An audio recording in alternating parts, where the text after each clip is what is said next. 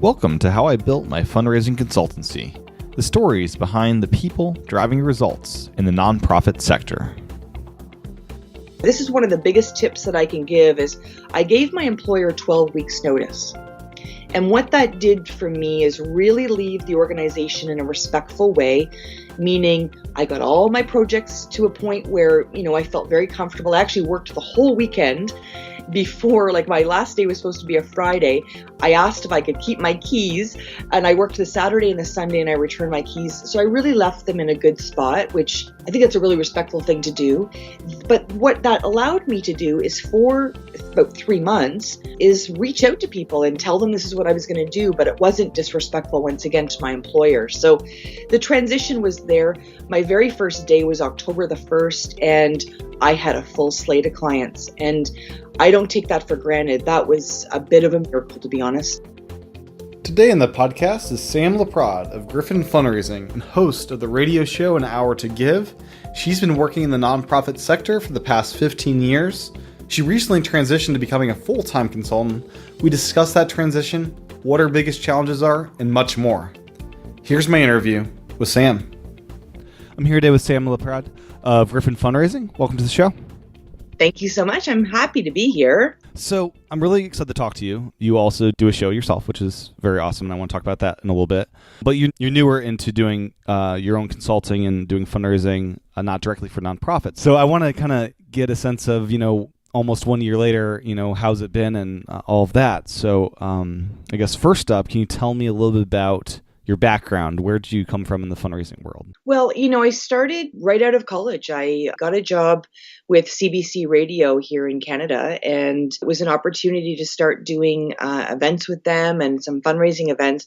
And then CBC Television hired me, and I did a number of telethons with them, quite honestly. And I always joke that I think I've been fundraising since birth, and had I, had more prospects in the womb, I would have done it there too. So, I think I've been a fundraiser since birth, and I've always been involved in something. But that was really the thing that started it off for me, is just getting a taste of what it was like to see the impact. Okay. And looking through your LinkedIn profile as to past work, I've noticed you have both experience in the marketing end of things and being a giving officer and director of development.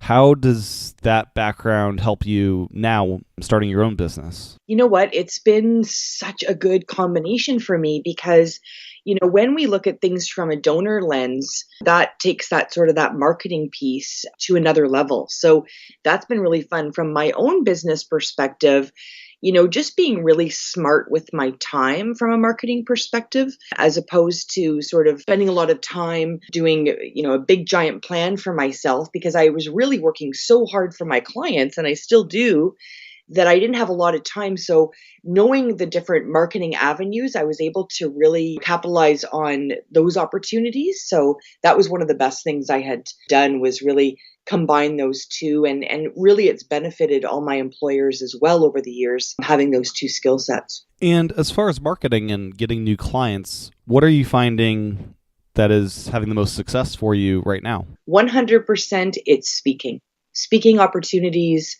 at conferences, being asked to speak. An example, our local community foundation of Ottawa here, they reached out to me a few weeks ago and asked if I would go and speak to a group for an hour, sort of a fundraising 101. And I was happy to do it, and it was no charge. And I went off and did it. And lo and behold, yesterday I just signed a contract with them. So that opportunity is fantastic. I also apply to speak at lots of conferences. Of course, I wish they accepted me in every conference, but I usually have about 40% success rate in getting in, and those opportunities really have propelled me to a new level for sure. And you worked for nonprofits for about 15 years before starting your own business. What were some of your biggest takeaways and kind of lessons of the kind of challenges nonprofits have to deal with on a daily basis? Well, I think that's probably one of the reasons. It's going to sound funny, but that's one of the reasons that I actually stepped away from being a director of development myself, because I really felt as a consultant I could actually help people more, because I did see the challenges every day. The big three for me was analytics. People just weren't doing them. And I've been doing analytics for about 10 years. And so I knew I could help more people if I wasn't, directly associated with one organization. So the other big piece, and I'm doing an interesting talk on this topic at Congress AFP Toronto in November, and that is board relationships. And I really feel like taking the experience that I've had, being able to really sort of tear down the walls of things we don't talk about when it comes to board relations is another big piece. And the third piece would be stewardship. Stewardship isn't rocket science. And I mean that respectively to people that do the work. And people that do that work and do it well, very much it can be a bit monotonous, but that's the beauty in it. So when you're consistent with stewardship, then that's what ends up working in the end. People that try to sort of do a little bit here and a little bit there, it just doesn't work. So from my perspective, that stewardship piece has been key as well. Okay.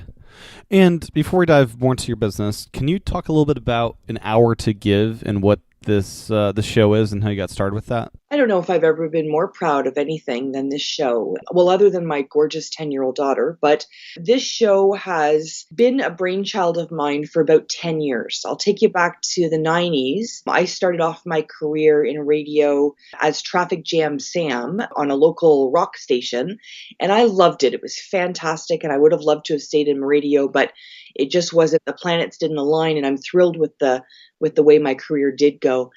But a number of years ago, when I was working at a homeless shelter, once again here in Canada's capital, there was an opportunity to do an hour-long show. A colleague of mine who I used to work with had this radio opportunity, and I said, well, I'll come in and talk about the work we're doing at the mission. And he was like, you will? And I said, yeah, absolutely. And they had really great feedback about the show. I loved doing the show. And he gave me that opportunity another half a dozen times over the next year or two. And then it continued when I left, and one of my colleagues, one of my good friends actually took over, and she kept doing the show too. So in my mind, I thought, this could be a show, this, inviting not-for-profits in. And I think one of the biggest things for me was that there's nowhere for us to tell a long story anymore. Everything is 140 characters, 15 seconds, a minute. Nothing's, a nice hour to tell a really long story.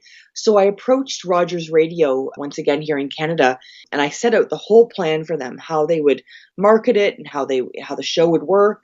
And of course, I wanted to host it. And that show has been going strong since February.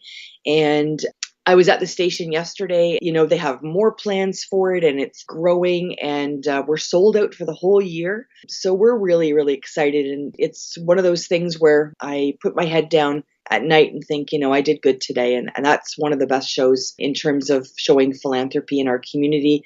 There's nothing really like it, to be honest. I couldn't be more proud of it. Thanks for asking. Yeah, that's great. That's awesome to hear. So it's mostly local nonprofits then? Yeah, it's Ottawa, but yesterday I had our two local senators, so two of our red chamber politicians, if you will, in, and they gave their perspective, which was really interesting.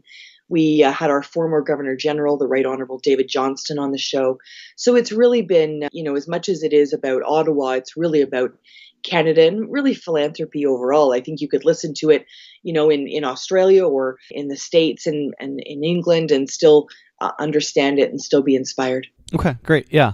Moving back onto your consultancy, what do you see as your biggest strength when you're working with these different organizations? Well, I think it's just that. I mean, I have 9 clients. I actually have one for-profit client as well, but I work with 9 not-for-profit clients. And, there's days where I go from working for the Center for Israel and Jewish Affairs, and 2 hours later, I'm working for the Ski Patrol, and 2 hours later, I'm working for Health Partners.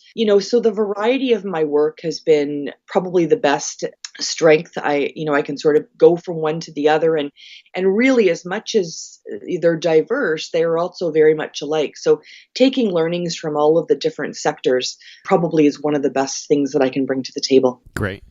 And any big surprises this first year in running your business? I think the biggest surprise, and I work hard. Like I really typically have never worked anything less than a 50-hour week, and I work even harder. So I think that's the biggest surprise is, working, I consider Saturday and Sunday just to be days where I can work 8 hours as opposed to 12.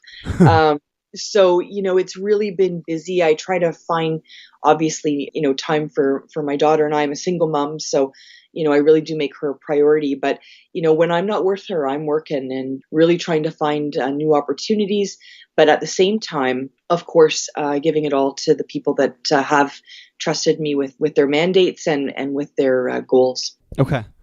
And as far as branding yourself and your personal pitch, on LinkedIn, you call yourself a fundraising strategist. What is your kind of pitch to new clients and getting those contracts signed? It's been interesting because, I have been a part-time consultant for about 10 years through Gryphon, of course, doing analytics for people. And, it hasn't really changed since I've become a full-time consultant. And I think what I've always offered to people is, I do sit where you sit, meaning I really see things from your perspective. I've had the same frustrations. I've had the same rewards. And, let me try and solve some of these problems for you. And really, when you go in with an analytical lens and you really say, listen, let's see what the data says, which really is donors talking to you. I find it's other not-for-profit professionals, really respect that. They really get it. And, it sort of feels like we're on the same team immediately, which is so important when you're a consultant. You don't want it to be a them and us ever. So I think really by sharing with not-for-profits, you've sat and sort of felt their pain and felt their joy. It resonates with them. Okay. And how did you take the leap into becoming a full-time consultant? Did you have clients already lined up? You mentioned you're doing part-time consulting. How'd that all work, the transition? Well, I think that transition was really natural. And, over 10 years, I was doing analytics for people. And when I was doing these, reports for them and showing them sort of what the results were and suggesting strategy, usually probably 5 times out of 10, they'd say, well, can you help me? And I did. I took on a couple of clients, but then it started to become more and more and more. And I'm not somebody that sort of, likes to, work 40 hours and then I take, 2.5 days this way and I get 3 weeks holidays. I've never been like that. So I really enjoy the flexibility really of that. So that was a big part of the leap for me. But I did. I mean, I before making the decision, I reached out to about 20 people and said, can I have coffee with you or can we have a quick chat? And what do you think? And honestly, about half of them said, well, we've been waiting for you. So people sort of expected me to do it, which I thought was awesome. So I gave my employer, this is one of the biggest tips that I can give, is I gave my employer 12 weeks notice. And what that did for me is really leave the organization in a respectful way, meaning I got all my projects to a point where, I felt very comfortable. I actually worked the whole weekend before, like my last day was supposed to be a Friday. I asked if I could keep my keys and I worked the Saturday and the Sunday and I returned my keys. So I really left them in a good spot, which I think that's a really respectful thing to do.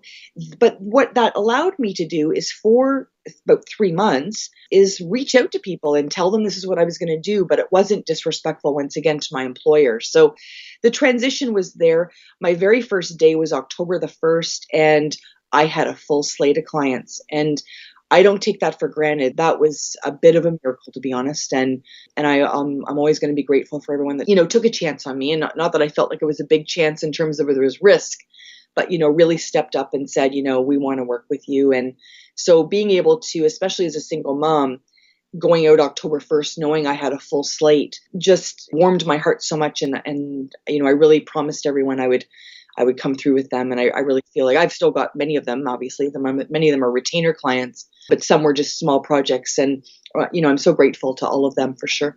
And what kind of work did you find yourself doing with those first batch of clients? Well, that's an interesting question. I actually did. One said to me, Sam, you're really great on the phone. That was one of the things I'm known for. And they actually had me call 3,000 of their donors. That was really interesting work. I got to do it from home, which was fantastic. But I also did a lot of strategy, especially because it was October 1st. So people were really asking me to really help them get them through to December 31st and get as much money as they could. So I did some fundraising strategy. I did a couple of direct mail appeals. I did some board work. I did basically everything you could possibly imagine. I actually helped somebody also finish up a legacy giving project that had been sitting on the side of their desk for too long. And yeah, so it was a really nice variety of work for sure. Okay. And what's your business model, and has that changed over the past year? Yeah, the model really has been, it has. I mean, for the last 10 years with my business partner through Gryphon, our model has really been people purchase a report. They tend to get it year over year. So, we work with the report, we show them the report. But from a business model perspective, offering people, typically a retainer or having an opportunity to, hire me for one-offs has really been good as well. I think being open, especially when you're first go out as a consultant, sort of being open to, any opportunity that kind of comes your way within the things you want to do. I mean, certainly don't take on something you don't want to do, but sort of being open to that. And now what I'm finding is I really don't do much if it isn't either a full day or a retainer. So that's been sort of the way we've been doing it. Okay. And for those getting started, what advice would you have for them? So from my perspective, reaching out before you even start, really reaching out and finding out, what the community needs would be a big part of it. Know that right off the top, you're going to have a cash flow issue. So unless you're very, very well financed, the cash flow has been probably my biggest challenge. So, I have clients that pay me within 2 weeks, and I have clients that haven't paid me for 4 months. That's been probably the biggest challenge for me, is really saying to clients, I really need to be paid within the month. So that's been a big learning.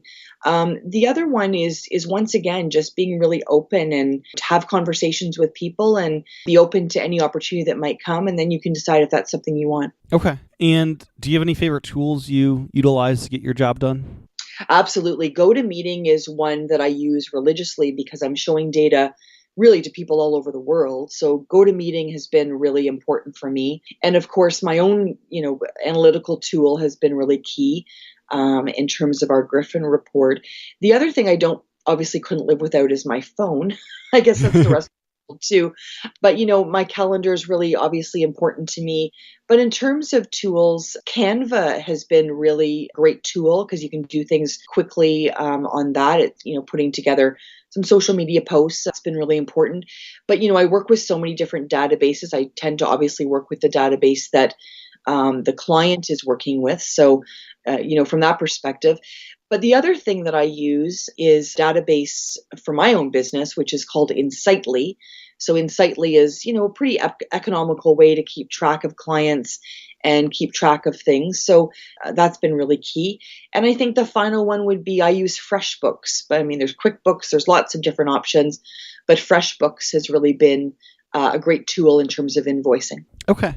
And do you employ any assistants or virtual assistants, or is that in the roadmap to do one day? Yeah, one day I would love 10 of them, to be honest. Some days I'd love 10 right now. But really, I have hired people to do a bit of writing for me. I have hired people to sort of bounce some ideas off. So I'll do a plan and I'll say, can you meet with me for 2 hours and try and enhance this plan? So that's probably one of the biggest challenges. As much as I love working on my own, because I am engaged with my clients every day, I do sort of miss that. Hey, can I chat with you about such and such? So I'm blessed. I have probably a half a dozen people that I've reached out to and bounced ideas off of, and they do it back. So it's been really good that way. We've worked on some projects together, but this is not a job and you do on an island for sure. You do need to have other people, and that's been one of the best things about it is sort of being able to choose those people in an environment where you work. You tend to get who's ever also employed there. In this case, what the beauty of it is, I get to reach out to people that I know have been successful and have creative minds and really not so much think like myself, but have the same principles as I do in terms of donor-centric fundraising, but they may have had different experiences, which of course is always enhancing for the client as well. Great. And what kind of work do you most enjoy doing? And you mentioned jokingly that 10 assistants would be great. What kind of work would you someday want to delegate to them that you may not enjoy as much? Yeah, what a great question. I would speak all day long. Like if somebody said to me, Sam, you can speak 8 hours a day, I would. So I love the speaking, and I really love speaking on analytics and board relations. Because, I love speaking specifically on the donor database analytics, because it tends to be an area that people are a bit lenient of, because they feel like they don't know it, right? They're like, oh, it just seems too much of a beast over there, right? So when I speak about it, the biggest reward I have is even one person coming up to me and saying, wow, I can actually feel like I can do this now. I spoke recently to 100 people, and there was 15 people lined up to see me after, and they all were saying a version of that, and walked away on cloud nine. I don't think I've ever been happier after a speaking gig to have that kind of feedback. So that is, what I would do all day long, the analytics, showing people their analytics, because to my earlier point, it really is how donors talk to you. Donors say something when they only give you one gift. They're saying, I don't feel like you need another gift, or that I, know what their money went. So they say something. So I want to show people what they're saying, but they also say something to you when they've been giving to you for 10 years. So, the analytics sort of open that door, and especially things like second gift conversion and long-term donor value, course attrition, renewal, all that is really the donors talking to you through the numbers. So when I sort of share it with people like that, you can just see the light bulb go off, and it's fantastic. It totally makes my day. It's a fascinating thing to look at, making data-driven decisions, and it can really help you. And what I would have assistants do, absolutely, hands down. I do have a bookkeeper. She's lovely. I don't know what I would do without her. So I do have someone helping from that vein. But in terms of a sort of an administrative assistant, there are 1,000 things I'd get them to do, including a lot of the paperwork, the filing pieces. Those are the things I tend to be doing on a Sunday night, which I would have loved to have my Sunday nights to myself. But that kind of work, and also managing my calendar.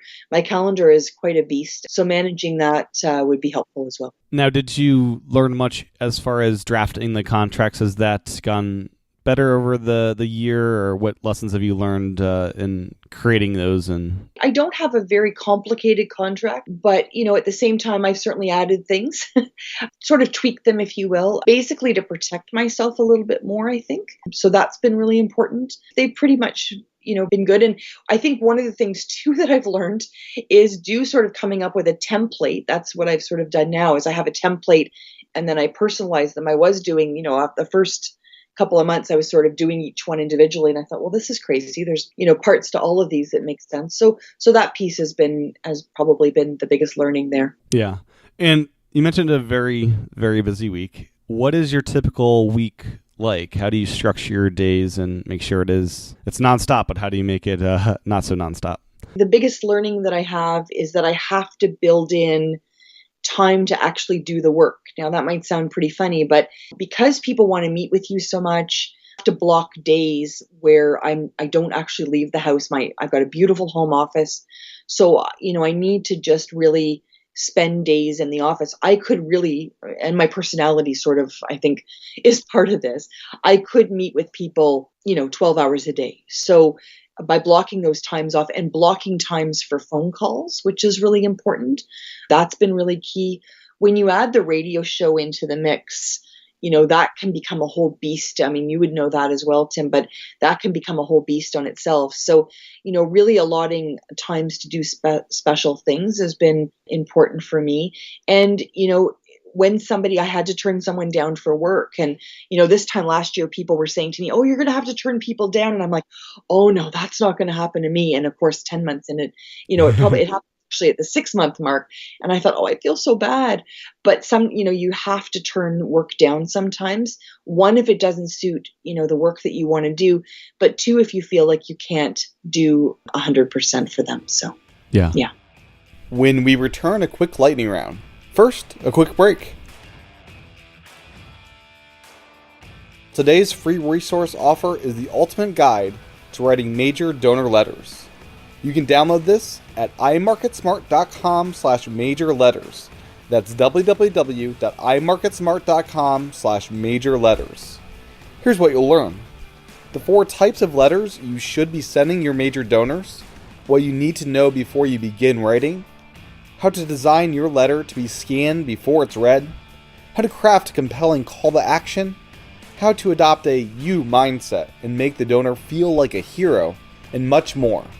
Visit imarketsmart.com/major letters to download your copy.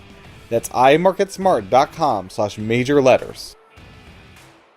Well, with that, let's get to the lightning round. This is a series of quick questions and answers. Excellent. What's the best piece of business advice you've ever received? To bill what you're worth, meaning figure out what you need to make for the year and divide that by an hourly rate, and don't have a heart attack when it's $150 or $200 an hour. What piece of advice would you have for yourself as a 25-year-old?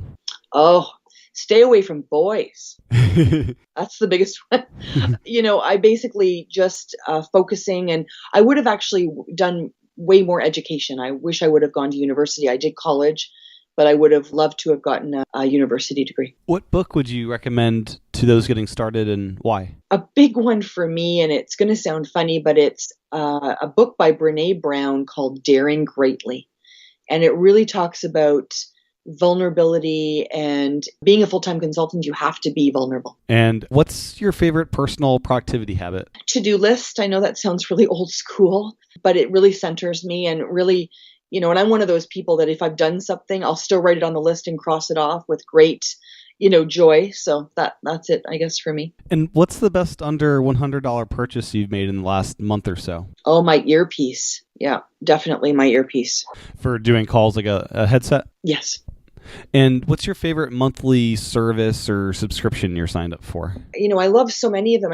Not necessarily paid, but, Gil Perry, Tom Ahern, any of those blogs that inspire me to do better. And what's an interesting or fun fact about you that most people don't know? My very first husband, which I've had 2, by the way, it makes it sound like I had 8. By the way, I said that at the beginning.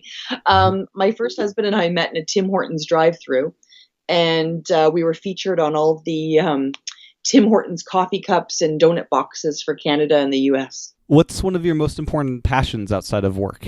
Travel, and traveling with my daughter, who this year we're doing a trip to Newfoundland and a trip to New York City. Oh, wonderful. And desk or car, what would you clean first? My desk for sure. I'm looking here, thanking heavens we weren't on video. It definitely needs a good cleaning for sure, in terms of just organizing some stuff, and especially all of those things for, submitting receipts, etc. for tax purposes. What do clients never ask you that you wish they did? Oh, you know what? I wish they would say to me, what would you do different? And then they would actually do it. Would just say, really, just tell me that, I do. I'm very, very honest. My very first line when I work with anybody is, I will not sugarcoat any of this, but I wish they would just say, really, just tell me the 10 things you would do differently, and I'd love to tell them, believe me. And what's the most common error you see nonprofits make? Oh, definitely data. Data that is out of date, errors, not marking people deceased, not doing coding right in terms of appeals. Oh, I could go on forever. Yeah. Yeah. Outside of data, what are the best nonprofits doing right? Oh, the stewardship and connecting with donors, and those little things that make a big difference, handwritten notes, and really reaching out to people in creative ways. And what charities do you admire or support? There's an organization in town called the Ottawa Regional Cancer Foundation. They are doing fantastic work. I love them. My father passed away 2 years ago from cancer, and this year I became a table captain at their big event in the spring, and I just love what they're doing. And where can people find more information about your services and an hour to give? Well, 1310 News is an hour to give. All the information is there, and when to listen, and all those good things. For myself personally, of course, Gryphon Fundraising. You can download our report from there, and I always call it, R&D, which is not research and development. I call it rob and duplicate. So, go and take our sample. So, of course, Gryphon, I'm on Twitter as Sam Laprade, CFRE. And, of course, all my emails are on our website for Gryphon. Great. Well, thank you so much for your time today, Sam. It's been wonderful chatting with you. Oh, my pleasure. This has been so much fun. Thanks for listening to this episode of How I Built My Fundraising Consultancy, presented by MarketSmart. If you like the show, make sure to review it in iTunes and pass it along to a colleague. If you are curious about what we do, check out imarketsmart.com, and don't forget to download the ultimate guide to writing major donor letters by going to www.imarketsmart.com/major letters. Thanks for listening.